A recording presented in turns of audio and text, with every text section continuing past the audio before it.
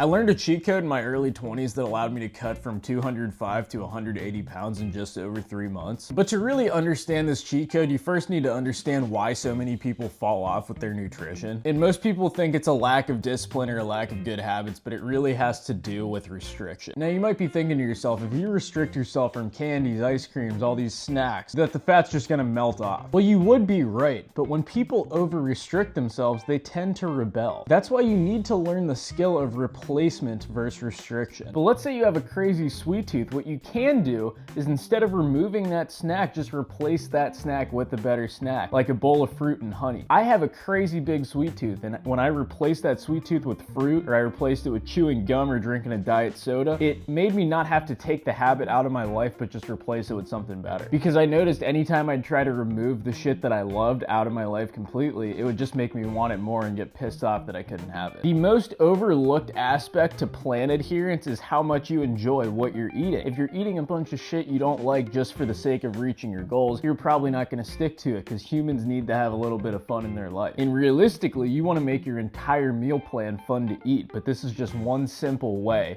to start that process. Replace, do not remove.